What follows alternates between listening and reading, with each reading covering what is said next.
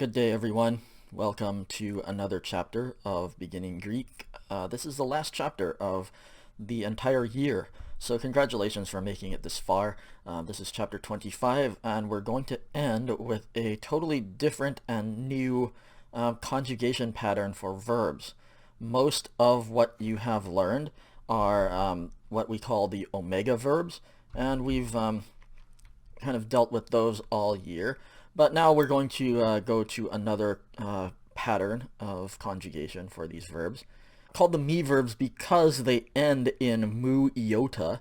And so it says me, and so they're called me verbs. Here on this slide, you have the other pattern is called the omega verb, and there is actually one me verb that we have seen this year, and that you should be very familiar with. That is the verb to be, ami. And you see how ami ends in mu iota. Okay, so that is a me verb, and all of these other verbs that we're learning in this chapter are going to end the same way. Similar to the omega verbs like luo, ends in omega, so that's why it's called an omega verb. These me verbs they're going to have the six forms, the first, second, third person, singular, and plural. You're also going to have the idea of tense, and the idea of voice, and so we'll be covering those too, but you should be well familiar with those. These me verbs are like the omega verbs listed in the dictionary with the first person singular. So all of these are going to be ending in mu iota, or in the case of the deponent verbs, if you remember those are verbs that do not have omega active endings. But they have the middle passive endings, and there are some deponent me verbs as well. And so those ones will end in mu alpha iota, my, which is the ending for the present middle passive indicative for these me verbs. Okay, so that's how you look them up in the dictionary with the first person singular, just like the regular active omega verbs. As one of the notes on this slide, this conjugation can be very difficult. It is known across all Greek students, first-year Greek students, that, the me verbs can be super hard. Similar to the third declension nouns that we studied at the end of last quarter, there are a lot of stem changes that happen with these. There are even stem changes that happen in the present. You should be well aware of stem changes that happen in the aorist tense and in the perfect tense, but these me verbs will actually have some weird changes in the present tense, so you'll have to work hard at getting those forms down.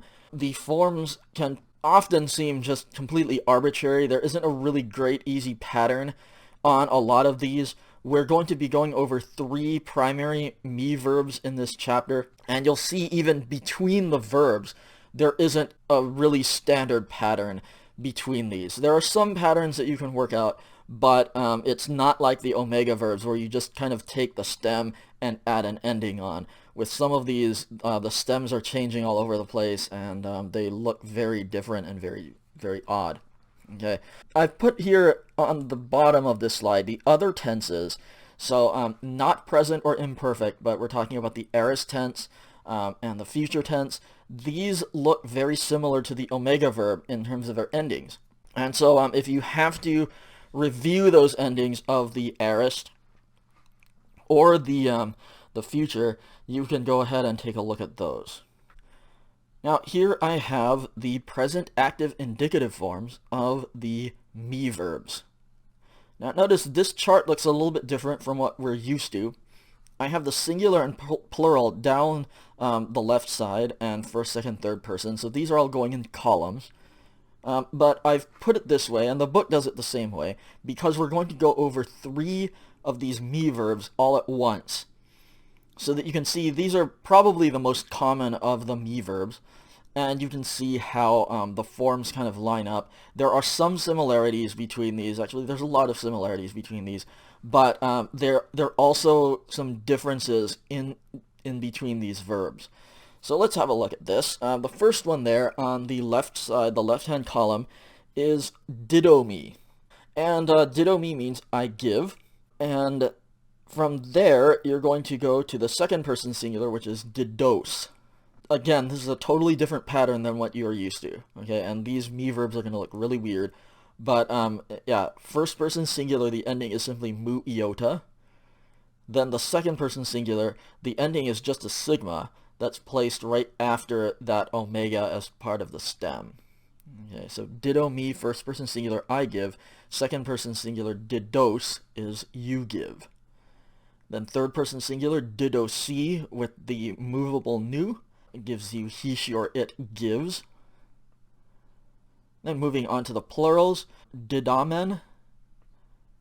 And here is one of the weird things about the me verbs. Notice this first person plural form has a short vowel, omicron, where the singulars had a long vowel, omega.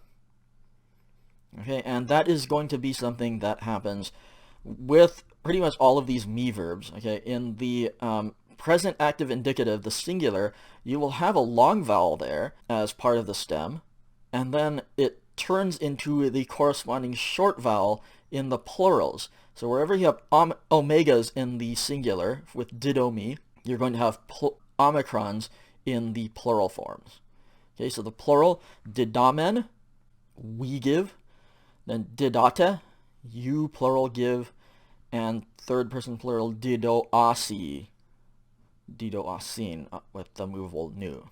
Okay, so similar to a me, the third person singular and third person plurals have the movable nu. If you remember, with a me, the third person singular was estin or esti, and then the third person plural was acin or ac. Same thing here with didomi. Okay, third person plural and third person singular both have the movable nu. All right, so have a look at that. And get those endings, and those endings are going to be pretty much standard throughout the present active indicative. But now look over to the middle column there with tithemi. Okay, tithemi means I put or I place. And you will see that these endings look very similar to didomi. So you have tithemi, eta, and then the mu iota there gives you I put. Tithes, then second person singular is you put. And third person singular, tithesin, or tithesi. He, she, or it puts or places. Alright, like didomi, the eta in the singular becomes the short vowel epsilon in the plural, and so you have tithemen, and tithete, and titheasin. Now, why the third person plural there has those two short vowels together and they don't contract, I do not have a really great reason for that. Normally, if we have those two short vowels there like that, a lot of times they will contract, but for whatever reason, they did not do so here. And so just be aware there that you have that the short vowel from the stem of both didomi and tithemi in the third person plural. You have the omicron there for didomi and epsilon there for tithemi, and then you just add an alpha onto the end of that. Okay, so you have didasin and titheasin. Moving to the last column there on the right, far right, this verb means I stand, okay, and this is histemi. This one, be careful of this one. We're going to go through these forms, and histemi is quite irregular in a lot of these forms. But for the present, it's not too bad. You have the long vowel eta, which becomes a short vowel alpha in the plurals. So we go histemi, then histes, just the sigma on the end of there, like normal, histes, you stand. Histasin, or histasi, is he, she, or it stands. Then we have histamen, we stand, histate, you plural stand, and histasin, they stand. And here you have something weird. Why isn't this two alphas, like histaasin? I don't know. Okay, if it followed the pattern exactly from the previous two verbs, yeah, you'd have two alphas there. But I guess that was a little bit too redundant even for the Greeks. So they chose to do it this way. Alright, so have a look at the present active indicative for these three verbs. Get where they are similar to each other, where you can get a pattern, okay, and note also where they are different. these endings are pretty much added directly onto the vowels of the stem. There is no sort of separate connecting vowel. You just stick those endings right on there. They look at, they work pretty much very similar to the omega verbs in meaning. All right, let's move on then to the present middle passive indicative. Again, we have the columns going down with the three verbs. You have the singular, ditto me there. Now this means I give in the active, so in the passive it would mean I am given. Or remember that this is middle and I didn't have room to do it, but the middle voice here would be I give myself. And so let's look at these, okay? Like the present tense, you're going to stick the endings directly onto the end of the stem, no separate connecting vowel, but these present middle passive indicatives are a little bit easier because you do not have that weird vowel change between the singular and the plural, okay? These all are going to be short vowels, and so just stick that middle passive indicative ending on. These middle passive endings should look somewhat familiar. They will be identical to the perfect middle passive that we learned, I believe that was in chapter 13 that we learned the perfect middle and passive. Okay, so these work exactly the same way. Just take the endings and stick them directly onto the stems. And so you have did on my, I am given, then did osai, you are given, and did otai, he, she, or it is given. Then moving to the plurals, didametha, we are given, didasthe, you plural are given, and didantai, they are given. Okay, and once again, all of those can be all middles as well. So you can have I give myself, you give myself, he, she, or it gives him, her, or itself. All right, once you get those endings down and you see that pattern, then the rest of these verbs are really easy, okay, in this particular pattern at least. Moving to the middle column, you have tithemi becomes tithemai, only short vowels in this declension pattern. And so tithemai, then tithesai, tithetai for the singulars, and plurals tithemetha, tithesthe, and tithentai. Moving on to histemi, you have histamai with the alpha now in the as the vowel. Then you go histasai, histatai. And if you've gotten didomi and tithemi, this one should be really easy, right? Histametha, histasthe, and histantai. So yeah, for this one, just learn those endings. You don't have to worry anything about vowels changing or any other weirdness like that. Movable news, they're pretty much a standard set of endings that you just plug onto the verb stem. And the verb stem will always end with a short vowel. All right, next one here. The imperfect active indicative. This one is one where it gets really weird, okay? You have the whole long vowel, short vowel thing happening here, but notice some of these have, will have diphthongs, and some of them don't, okay? You have some, look at the tithemi column, and you actually have a change within the single verb pattern, okay? But let's get to that, okay? Ditto me, again, for the imperfect active, it would mean I was giving, okay, the continuous or repeated past tense. And so for the first person singular, you have edidun, edidus, and edidu. Okay, I was giving, you were giving, and he, she, or it was giving. Now, moving to the plurals, again, you have this weird vowel switch where you had the diphthong omicron upsilon in the singular. We're only going to have omicrons in the plural. And so you have edidamen, edidata, and edidasan. Okay, imperfect active indicative. And the meanings of those, first person plural, we are giving, and then you are giving, and third person plural, he, she, or it was giving. All right, move over now to tithemi if you are ready to go. And tithemi starts out with etithane. And then you have this really obnoxious switch here, okay, where the first person singular gives you an eta. The second person singular is going to have an epsilon iota. And I had to take a look at that a couple of times just to make sure that I was not copying this down wrong.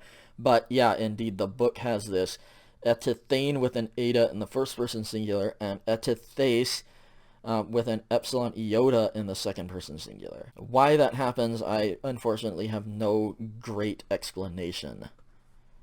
Okay, they even sound the same. Okay, an eta sounds exactly like an epsilon iota. So yeah, I don't know why that happens, but yeah, second person singular etithase with an epsilon iota, then third person singular etithe, again epsilon iota. Then in the plural, you have another switch. So this verb switches twice, once between the first and second person singular, and then again when you go from singular to plural. All right, instead of the long vowel ea or the diphthong epsilon iota, you have the short vowel epsilon, and you have etithemen, we were putting, etithete, you were putting, and etitheson, they were putting or placing. Alright, so that's a particularly nasty one. Make sure you go over that one and you can see where the changes are happening. Now we'll go to the last column here with histemi. And histemi goes histane with an eta, then histase, and histe. Okay. I was standing, you were standing, he, she, or it was standing. Then in the plurals, the eta changes to an alpha, and you get histamen, we were standing, histate, you were standing, and histasan, they were standing. Okay, do you notice something weird about histemi in the imperfect? What is it missing that didomi and tithemi both have? All right, if you notice, it does not have the epsilon augment there. It should. There's nothing that says it can't. There are plenty of verbs in the indicative with the omega verbs that start with iota, and you just put the epsilon on there, so I don't know why this one does not. But yeah, what I do know is that it's a very bothersome verb to translate, because you can be reading along and you'll just see this, and if you don't really remember what this is from, you can be searching for a long time, because yeah, you can think that this is not a past tense or that is not an indicative because it is lacking that epsilon at the beginning. Okay. But just be careful with this verb because it does it in other places too, like the very next slide that is coming up. Okay, we move on to the imperfect, middle, and passive indicative. And this one, again, the endings are going to be very standard, and the pattern is pretty nice. Okay, like the present middle passive, you do not have these weird vowel changes between the singular and the plural. So the first person singular of didomi now is epsilon augment, then edidamein. I was being given, or I was giving myself. Second person singular, edidasa. You were being given, or you were giving yourself. And third person singular, edidata. He, she, or it was being given, or he, she, or it was giving himself, or herself, or itself. Then moving to the plurals, thankfully there's no vowel change or any other weirdness like that. You just have to memorize these endings. So edidametha, first person plural, we were being given. Second person plural, edidaste. you were being given, and edidanta, they were being given. And again, just as before, those all can be middle forms too, so you can have we were giving ourselves, etc. Okay, I hope that I don't have to go over all of these forms. Alright, once you get those endings in from didomi, just stick those endings onto tithemi and histemi. Just notice what the ending vowel is in each of those verb stems. Tithemi with the epsilon and histemi with the alpha. Alright, and that covers the present and imperfect tenses. I did say in the other tenses of the me verbs that something different happens. The aorist and the future forms of these verbs, the endings will revert back to the same endings as the omega verbs. So if you need to look at these endings, the future active can be found in chapter 3. It was a set of the first Greek endings that we ever did this entire year. You go back to chapter 7 and you can find the aorist active endings. The future middle endings are in chapter 13, and then the aorist and future passive endings are in chapter 15. Alright, hopefully with all of this distance learning, COVID nonsense, you haven't completely forgotten all of those, but that is where you can go to look at those endings if you need just a memory refresh on these. All right.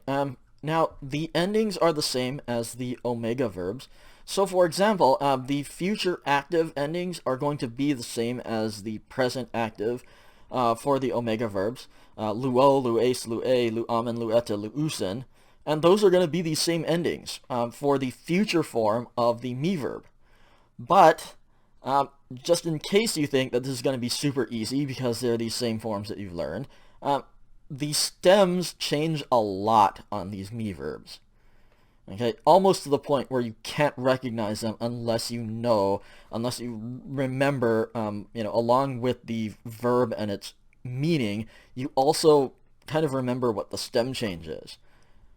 Okay, and yeah, some of these stem changes can be quite dramatic.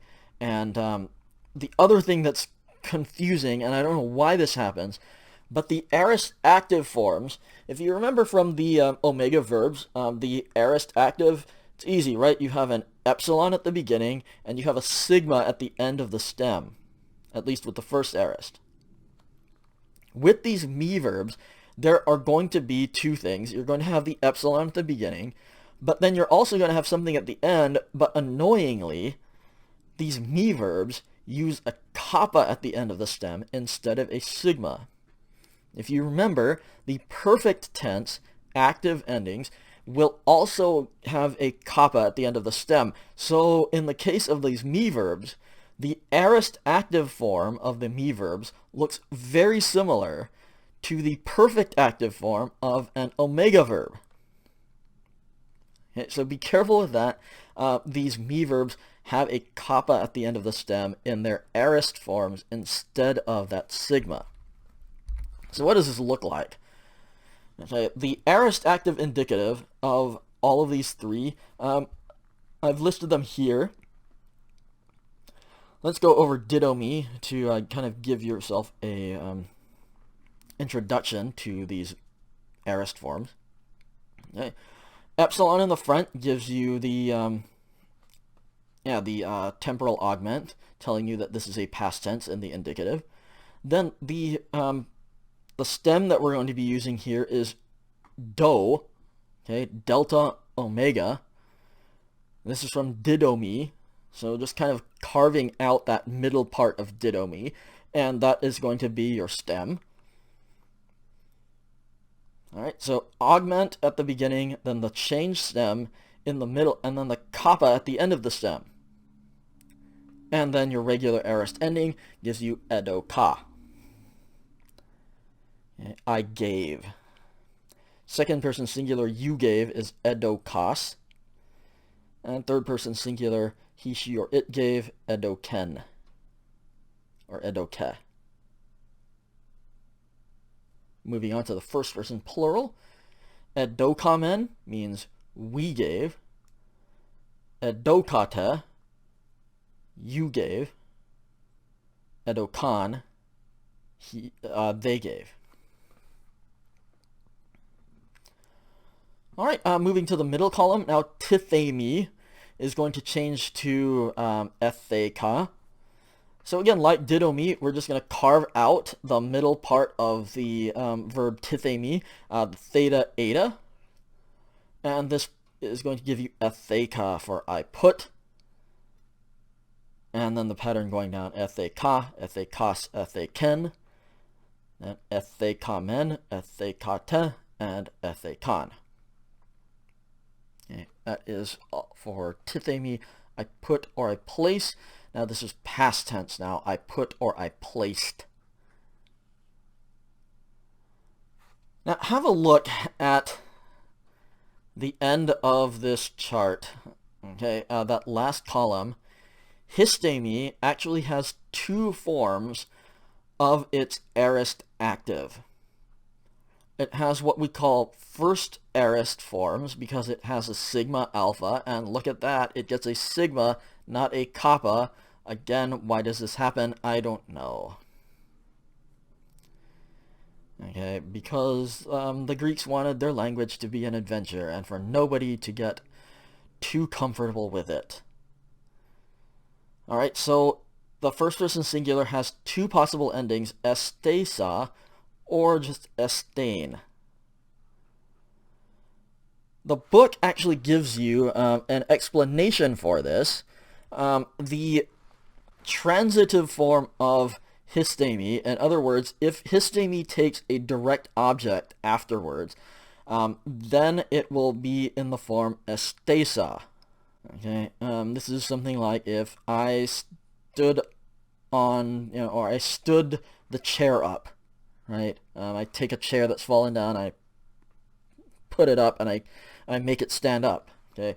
I stood the chair up. There is a direct object there, the chair, so this form would be estesa.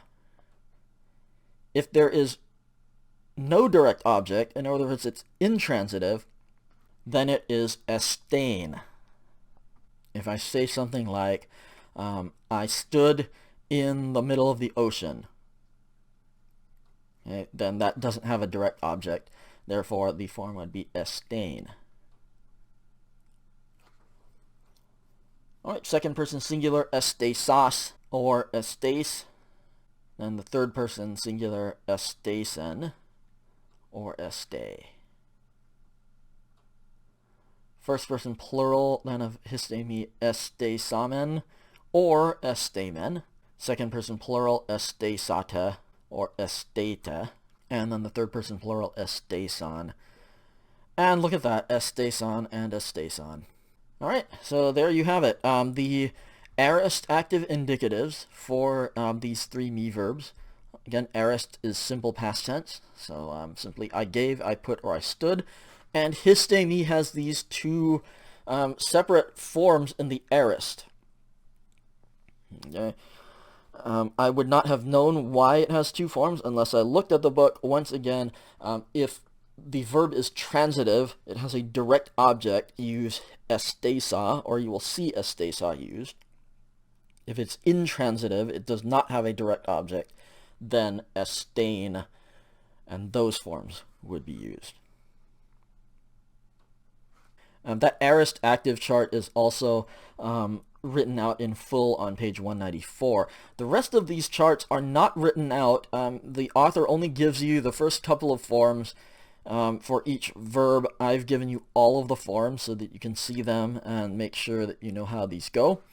Okay, so the future active indicative of didomi, like the aorist active, you just carve out that super short stem here with the delta and the omega. Then it is future, so you're going to put a sigma on the end. And then the endings are the same as the present active indicative or future active indicative of the omega verbs. Okay, so you have doso, I will give, doses, you will give, dose, he, she, or it will give. Plurals, dosamen, doseta, dosusen we will give, you will give, they will give. Once you get that, the rest of it should be pretty simple. For tithemi, again, carve out the theta and eta from the stem, put the sigma on the end, and then otherwise the endings are identical to the omega verbs. Okay? Theso, theses, these, thesamen, theseta, thesusen. And histemi, simply carve out the middle part of that, gives you sigma, tau, eta.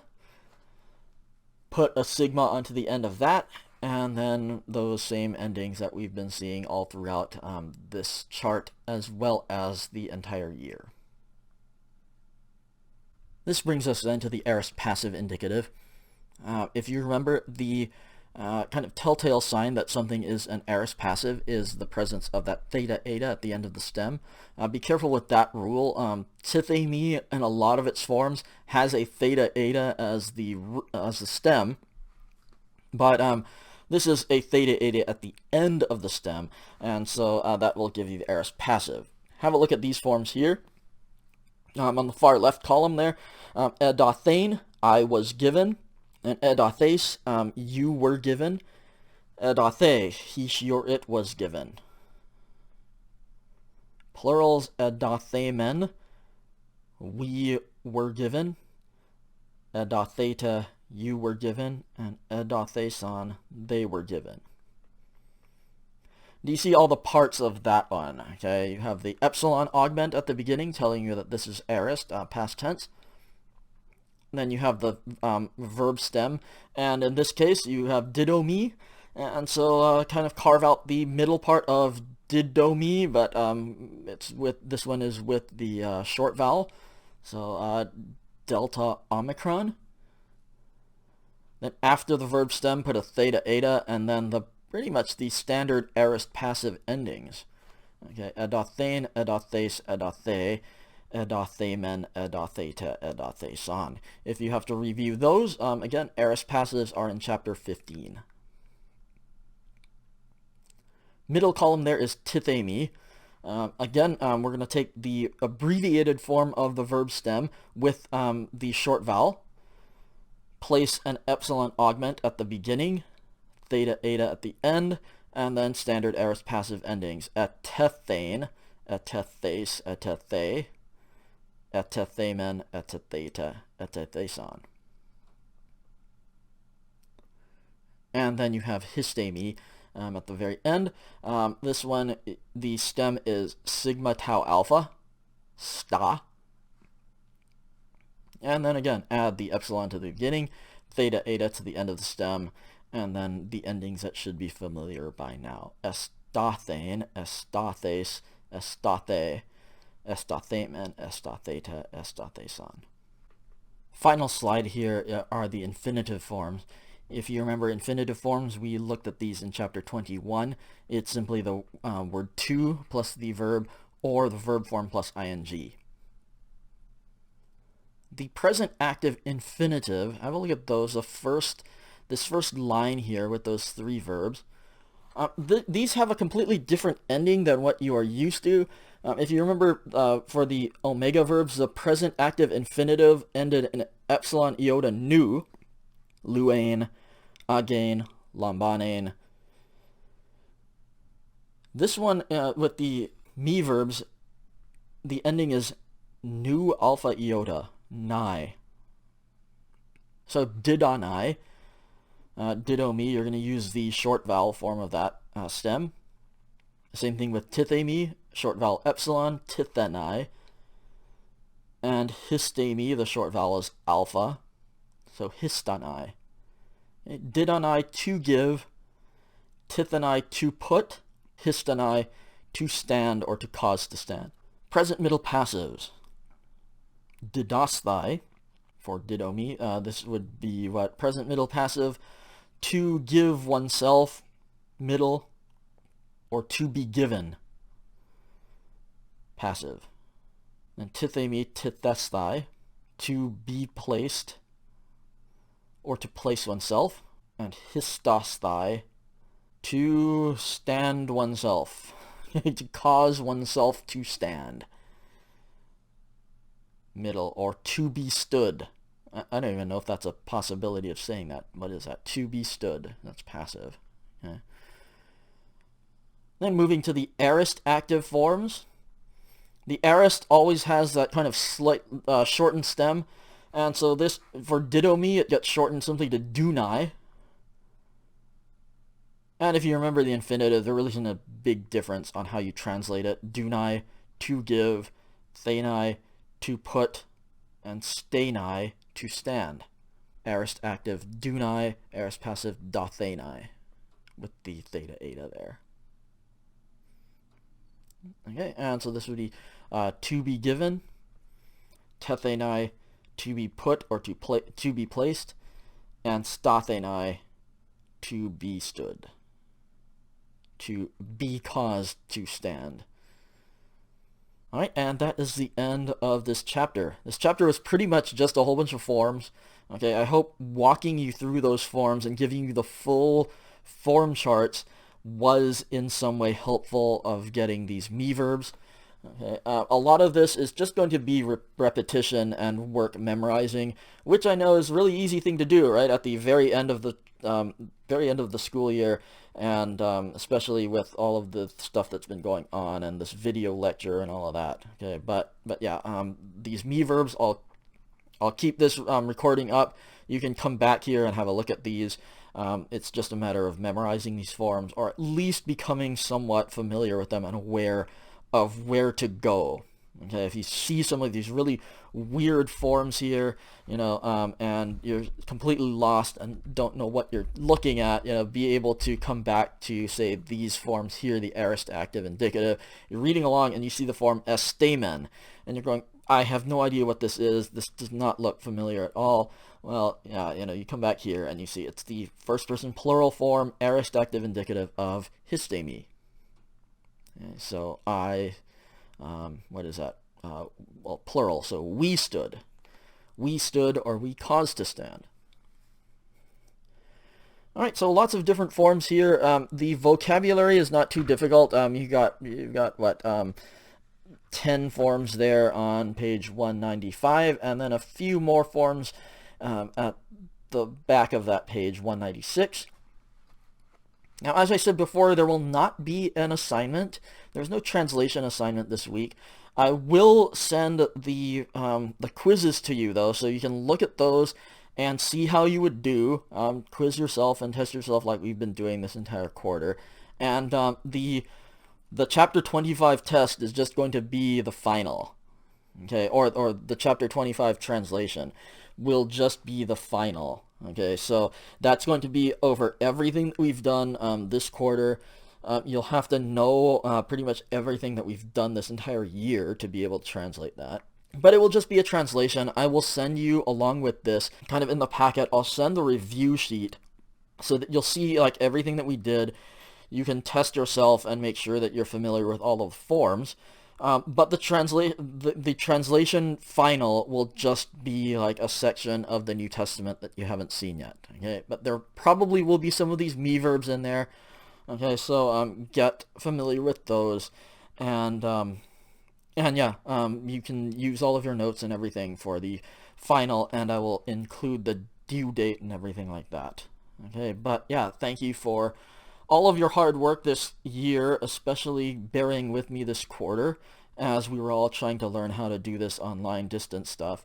And yeah, I hope that you are having a good end to your school year. I wish you the best in your finals or papers, whatever else you have to do. And yeah, try not to stress out about this final. I'm hoping that it won't be difficult.